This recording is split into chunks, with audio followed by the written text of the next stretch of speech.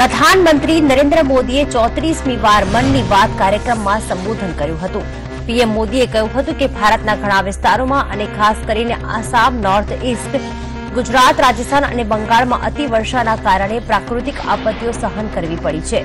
પૂરથી પ્રભાવિત વિસ્તારોનું મોનિટરિંગ થઈ રહ્યું છે। તો મન કી બાતમાં પીએમ મોદીએ કહ્યું કે જીએસટી લાગુ થયાને 1 મહિનો થઈ ગયો છે અને તેના ફાયદા પણ દેખાવા લાગ્યા છે।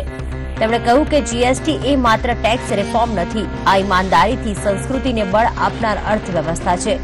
આ સિવાય પણ તેમણે કહ્યું કે 2017 થી 2022 સંકલ્પ સિદ્ધિ વર્ષ છે। ભારતીય જનતા પાર્ટીના અધ્યક્ષ અમિત શાહની લંચ ડિપ્લોમસી હવે દલિત બાદ પછાત વર્ગ પર આવી ગઈ છે। અમિત શાહે સોનુ યાદવના ઘરમાં ભોજન લીધું। સોનુ યાદવ ભાજપના બૂથ અધ્યક્ષ અને કાર્યકર્તા છે। તેમની સાથે સીએમ યોગી આદિત્યનાથ પણ હાજર રહ્યા હતા।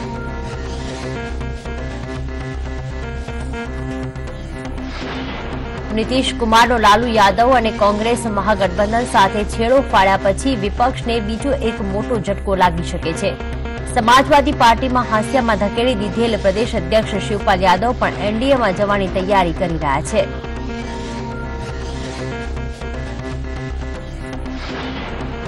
કેરળના તિરુવનંતપુરમમાં મોડી રાત્રે આરએસએસના કાર્યકર્તાની હત્યાના મામલે 3 આરોપીઓની ધરપકડ કરવામાં આવી છે।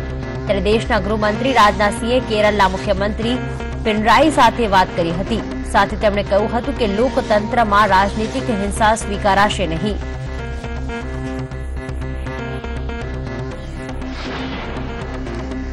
રાષ્ટ્રીય ભૂકંપ વિજ્ઞાન કેન્દ્ર એટલે એનસીએસે કહ્યું છે કે દિલ્હી સમેત દેશના 29 શહેર અને ગામો ગંભીર ભૂકંપીય ક્ષેત્રમાં આવે છે, જેમાંથી સૌથી વધુ જગ્યાઓ હિમાલયમાં છે, જે વિશ્વના ભૂકંપને જોતા સૌથી વધુ સક્રિય ક્ષેત્રોમાંથી એક છે।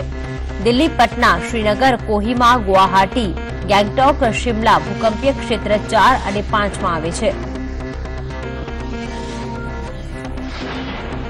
નાપાક ફંડિંગના મામલે એનઆઈએ જમ્મુ કાશ્મીરમાં રેડ પાડી હતી। સૂત્રો તરફથી મળેલી માહિતી પ્રમાણે 2 જગ્યાઓ પર રેડ ચાલુ છે, જેમાંથી એક જગ્યા દેવિન્દરસિંહ બહલના નામ સાથે જોડાયેલી છે।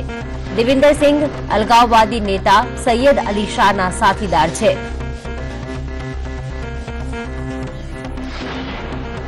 ભારતમાં પરમાણુ કાર્યક્રમોના જનક ગણાતા વૈજ્ઞાનિક હોમી જહાંગીર ભાભાના મોત પાછળ અમેરિકાની ઇન્ટેલિજન્સ એજન્સી સીઆઈએ જવાબદાર હતી તે અંગે સવાલો ઉઠી રહ્યા છે।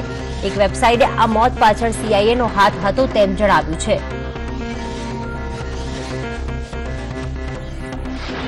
બિહારમાં નીતિશ સરકારમાં મંત્રી ખુરશીદ અહેમદ વિરુદ્ધ ફતવો જારી થયો છે। ખુરશીદ અહેમદ વિરુદ્ધ આ ફતવો ઇમારત શરિયા દ્વારા જારી કરવામાં આવ્યો છે। ઉલ્લેખનીય છે કે મંત્રીએ જય શ્રી રામના નારા લગાવ્યા હતા, જેના કારણે તેના વિરુદ્ધ ફતવો જારી કરવામાં આવ્યો છે।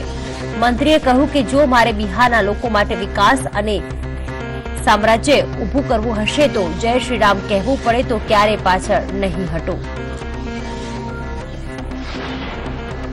દેશની સૌથી મોટી અને સૌથી જૂની એવિએશન કંપની એર ઇન્ડિયા મુશ્કેલીમાં પસાર થઈ રહી છે। હાલમાં એર ઇન્ડિયા અને ઇન્ડિયન એરલાઇન્સનું 2007માં મર્જર થયું હતું। ત્યારથી અત્યાર સુધી એર ઇન્ડિયાએ સરેરાશ દર વર્ષે 5,000 કરોડ રૂપિયાની ખોટ કરી છે। 2016-17માં કંપનીને 3,643 કરોડ રૂપિયાની ખોટ થઈ હતી।